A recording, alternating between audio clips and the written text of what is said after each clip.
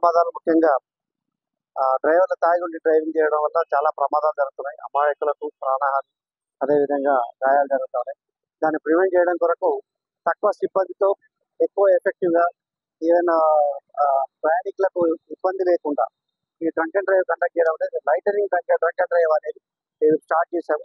Hyderabad CP గారు, CB Anand గారు, అదేవిధంగా జాయింట్ సిపి గారు జోయల్ డేవిస్ గారి యొక్క ఇన్స్ట్రక్షన్స్ తోటి మేము లైటనింగ్ డ్రంక్ అండ్ డ్రైవ్ ఎక్కడైతే సిగ్నల్స్ ఉంటాయో, రెడ్ సిగ్నల్ పడగానే అక్కడ 40 సెకండ్లు, 50 సెకండ్లు లేదా 80 సెకండ్లు ఆ సమయంలోనే చక్కచక్క మేము అక్కడ పోయి బ్రీత్ అనలైజర్స్ పెట్టి టెస్ట్ చేయడం జరుగుతుంది.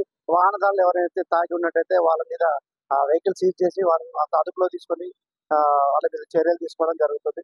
దీనివల్ల చాలా చక్కటి ఫలితాలు వస్తున్నాయి. 4 days బ్యాక్ మాకు 8 మంది దొరికారు. తర్వాత నిన్న 6 దొరికారు. ఇవాళ సర్ప్రైజింగ్లీ బోనాల తర్వాత అయినా కూడా ఒక్కరు కూడా ఇప్పటివరకు దొరకలేదు. అంటే పబ్లిక్ లో బాగా అవేర్నెస్ వచ్చింది. Any time drunk and drive చేస్తారు హైదరాబాద్ సిటీలో. తాగి ఏ టైంలో నడిపినా కూడా పట్టుబడడం ఖాయం అనేది దీంతో పబ్లిక్ బాగా అర్థమైంది.